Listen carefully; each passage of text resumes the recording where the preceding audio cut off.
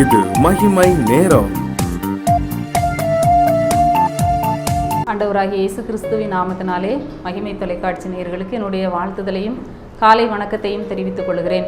இந்த வாரத்திலே நாம் தொடர்ந்து கர்த்தரை நோக்கி கூப்பிட்ட மக்களை குறித்து நாம் வேதத்திலே நாம் தியானித்து வருகிறோம். முதலாவதாக நாம் சிம்சோனை குறித்து நாம் தியானித்தோம். அடுத்ததாக பேதுருவை குறித்து நாம் தியானித்தோம். நேற்றைய தினத்திலே நாம் ஆண்டவரை நோக்கி கூப்பிட்டு வாழ்க்கையிலே விடுதலையை பெற்றுக்கொண்ட ஒரு தேவ மனிதனை குறித்து நாம் தியானித்தோம். இந்த நாளிலே யாத்ராகமம் 15ஆம் அதிகாரத்திலே நாம் மோசேயை குறித்து பார்க்கிறோம். யாத்ராகமம் 15:25 வசனத்திலே மோசே கர்த்தரை நோக்கி கூப்பிட்டான். இங்கே மோசே கர்த்தரை நோக்கி கூப்பிட்டான் என்று சொல்லி நாம் பார்க்கிறோம். என்ன ஒரு காரியத்திற்காக மோசே கர்த்தரை நோக்கி கூப்பிட்டார் என்று சொல்லி நாம் பார்க்கிற பொழுது அங்கே ஜனங்களுக்கு தண்ணீர் இல்லாதிருந்தது. மோசே இஸ்ரவேல் ஜனங்களை வனாந்தரத்திலே வழி நடத்தி வருகிற பொழுது அங்கே அவர்கள் தண்ணீர் இல்லாமல் கஷ்டப்பட்டார்கள் என்று சொல்லி நாம் பார்க்கிறோம். அந்த ஜனங்களை 6 லட்சத்திற்கும் அதிகமான ஜனங்களை எகிப்தில் இருந்து பார்வோனுடைய கரத்தில் இருந்து மீட்டு வெளியே கொண்டு வருகிறார். அங்கே அந்த பார்வோனுடைய சேனைகள் சிவந்த சமுத்திரத்திலே மூழ்கடிக்கப்பட்டது. ஜனங்கள் ஆடி பாடி மகிழ்ச்சி அடைகிறார்கள். ஒரு பெரிய வெற்றி. கர்த்தர் அவர்களுக்காக யுத்தம் பண்ணி அவர்களை ஆண்டவர் மீட்டு வெளியே கொண்டு வருகிறார். அவர்களை துரத்தி வந்த சத்துருக்கள் செங்கடலிலே மூழ்கடிக்கப்பட்டார்கள். மிகுந்த ஆடல் பாடலோடு மிரியாம் என்ன செய்கிறார்? மிரியாமுடைய தலைமையிலே அவர்கள் பாடி அவர்கள் மகிழ்ச்சியோடு கடந்து வருகிறார்கள். பெரிய ஒரு வெற்றி, பெரிய ஒரு விடுதலை, அடிமைத்தனத்தில் இருந்து ஒரு விடுதலை. அவர்கள் மகிழ்ச்சியோடு அவர்கள் ஆண்டவரை ஆடி பாடி துதித்து அங்கே கடந்து வருகிறார்கள். அப்படி வருகிற பொழுதுதான் ஜனங்கள் சிவந்த சமுத்திரத்திலிருந்து பிரயாணப்பட்டு சூர் என்கிற வனாந்தரத்திற்கு வருகிறார்கள். அந்த சூர் வனாந்தரத்திலே 3 நாள் அவர்களுக்கு தண்ணீர் இல்லாமல் இருந்தது. 3 நாள் பிரயாணம் பண்ணுகிறார்கள். இந்த 3 நாளும் அவர்களுக்கு குடிக்க தண்ணீர் இல்லை.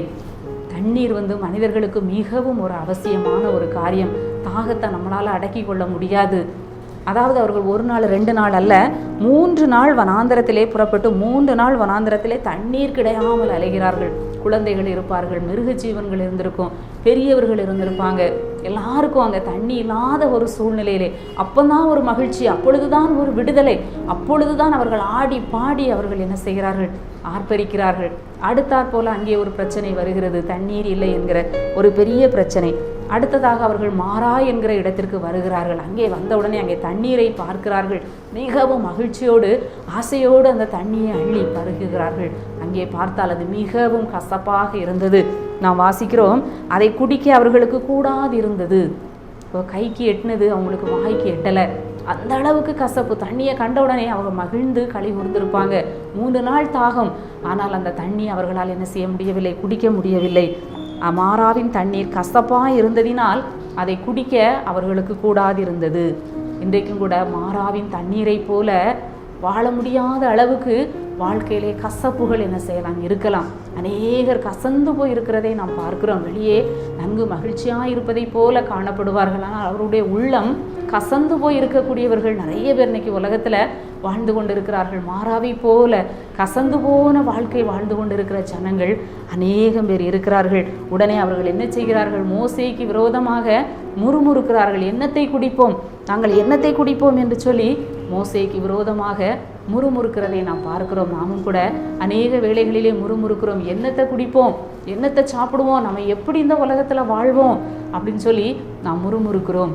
இங்கும் ஜனங்கள் மோசேக்கு விரோதமாக முறுமுறுத்தார்கள். என்னத்தை குடிப்போம்? ஆண்டவர் சொல்கிறார், என்னத்தை குடிப்போம், என்னத்தை புசிப்போம், என்னத்தை உண்போம் என்று சொல்லி கவலைப்படாதிருங்கள் என்று சொல்லுகிறார். ஆனால் இங்கே ஜனங்கள் மோசேயின் இடத்திலே முறுமுறுக்கிறார்கள். நாங்கள் என்னத்தை குடிப்போம், எங்களுக்கு என்ன இருக்குது இந்த வனாந்தரத்தில் என்று சொல்லி. அப்பொழுது மோசே கர்த்தரை நோக்கி கூப்பிட்டான். மோசே கர்த்தரை நோக்கி கூப்பிட்டான். நாமும் கூட வாழ்க்கையிலே இப்படிப்பட்ட ஒரு நெருக்கம் வரலாம். ஒரு கணவனாக இருக்கலாம், மனைவியாக இருக்கலாம், குடும்ப தலைவியாக இருக்கும் பொழுது, குடும்பத்திலே தேவைகள் வருகிற பொழுது, பிரச்சனைகள் வருகிற பொழுது, பிள்ளைகள் குடும்பத்தார் முறுமுறுக்கிற பொழுது நாம் என்ன செய்ய வேண்டும்? கர்த்தரை நோக்கி கூப்பிட வேண்டும். தேவைகள் வரும், பற்றாக்குறை வரும், இல்லாமைகள் வாழ்க்கையிலே வரும், இயலாமைகள் வரும், கசப்புகள் வரும். அப்பொழுது அந்த மோசே கர்த்தரை நோக்கி கூப்பிட்டது போல மோசேக்கு வேற ஒரு வழியும் தெரியலை. இந்த வனாந்தரத்துல தண்ணீர் எங்க கிடைக்கும்னு சொல்லி மோசே கர்த்தரை நோக்கி கூப்பிட்டான். நாமும் கூட தேவைகள் வருகிற பொழுது, எதிர்பாராத சூழ்நிலைகள் வாழ்க்கையிலே நடக்கிற பொழுது நாம் கர்த்தரை நோக்கி கூப்பிட வேண்டும். ஆண்டவர் அந்த கூப்பிடுதலுக்கு மோசேக்கு செவி கொடுத்தார். அப்பொழுது கர்த்தர் மோசேக்கு ஒரு மரத்தை காண்பித்தார். அந்த மரத்தை வெட்டி அந்த மாறாவின் தண்ணீரிலே போட்ட பொழுது அந்த மாறாவின் கசப்பு மாறி மதுரமான தண்ணீர் ஆயிற்று என்று சொல்லி நாம் பார்க்கிறோம். மாறாவின் தண்ணீர் மதுரமான தண்ணீர் ஆயிற்று. காரணம், மோசே கர்த்தரை நோக்கி கூப்பிட்டான். ஆண்டவரே, நாங்கள் தண்ணீர் இல்லாமல் கஷ்டப்படுகிறோமே, இந்த தண்ணீர் எங்களால் பருக முடியவில்லையே, இந்த தண்ணீரை எங்களால் குடிக்க முடியவில்லையே, குழந்தைகள், ஆடு மாடுகள், வயோதிகர்கள் இருக்கிறார்களே, நாங்கள் தண்ணீருக்கு என்ன செய்வோம் என்று சொல்லி மோசே கூப்பிட்ட பொழுது நம்முடைய தேவன், கூப்பிடுதலுக்கு செவி கொடுக்கிற தேவன் அங்கே ஒரு மரத்தை காண்பிக்கிறார், அங்கே ஒரு வழியை காண்பிக்கிறார். நம்முடைய வாழ்க்கையிலே முடியாத சூழ்நிலைகள் வரும்பொழுது நாம் கர்த்தரை நோக்கி கூப்பிட வேண்டும். ஒருவேளை குடும்பத்தை நடத்துகிற தலைவராக, குடும்ப தலைவராக இருக்கலாம், குடும்ப தலைவியாக இருக்கலாம்.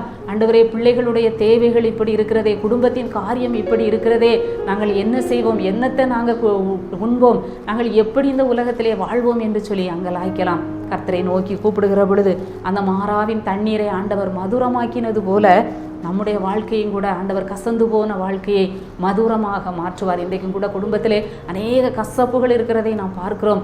கணவனை நினைச்சா மனைவிக்கு ஒரு கசப்பு, மனைவியை நினைச்சா கணவனுக்கு கசப்பு, வாழ்க்கையே கசந்து போய் வாழ்கிறவர்கள் உண்டு. ஆனால் கர்த்தரை நோக்கி நாம் கூப்பிடுகிற பொழுது ஆண்டவர் கசந்த வாழ்க்கையை மதுரமாய் மாற்றுகிற தேவன். யோபு 38ஆம் அதிகாரம் 41ஆம் வசனத்திலே நாம் வாசிக்கிறோம், காக்கை குஞ்சுகள் தேவனை நோக்கி கூப்பிட்டு ஆகாரம் இல்லாமல் பறந்து அலைகிற பொழுது அவைகளுக்கு ஆகாரத்தை சவதரித்து கொடுத்தவர் யார்? காக்கை குஞ்சுகள் கூட என்ன செய்கிறது? கர்த்தரை நோக்கி கூப்பிடுகிறது. வாசிக்கிறோம், தேவனை நோக்கி கூப்பிடுகிறது. ஆகாரம் இல்லாமல் பறந்து அலைகிற பொழுது அந்த காக்கை குஞ்சுகள் கூட தேவனை நோக்கி கூப்பிடுகிறது. அந்த கூப்பிடுகிற காக்கை குஞ்சுகளுக்கு கூட நம்முடைய ஆண்டவர் ஏற்ற வேளையில் ஆகாரம் கொடுத்து அவைகளை போஷிக்கிறார். அவருடைய சாயலாக படைக்கப்பட்ட நம்மையும் ஆண்டவர் என்ன செய்கிறார்? போஷிக்கிறார். நாம் கூப்பிடுகிற பொழுது ஆண்டவர் நம்முடைய தேவைகளை சந்திக்கிறார். நம்முடைய வாழ்வை ருசி மிகுந்த மதுரமான வாழ்க்கையையும் ஆண்டவர் மாற்றுகிறார். நாமும் இந்த காலை வேளையிலே ஆண்டவரை நோக்கி கூப்பிடுவோம். எங்களை நேசிக்கிற நல்ல ஆண்டவரே, இந்த நல்ல நாளின் காலை வேளைக்காக உம்மை துதிக்கிறோம், உம்மை ஸ்தோத்தரிக்கிறோம். கர்த்தர் கொடுத்த நல்ல வார்த்தைக்காக உமக்கு நன்றி செலுத்துகிறோம். மோசே கர்த்தரை நோக்கி கூப்பிட்டான். இந்த காலை வேளையிலே நாங்களும் உம்மை நோக்கி கூப்பிட உதவி செய்யும் ஆண்டவரே. கசந்து போன வாழ்க்கையை ஆண்டவர் மதுரமாய் மாற்றிக்கொடும் ஆண்டவரே. ஆண்டவரே, வாழ்க்கையில் இருக்கிற எல்லா தேவைகளையும் ஆண்டவர் சந்திங்க. மீட்பர் இயேசு கிறிஸ்துவின் மூலம் ஜெபிக்கிறோம் நல்ல பிதாவே, ஆமென்.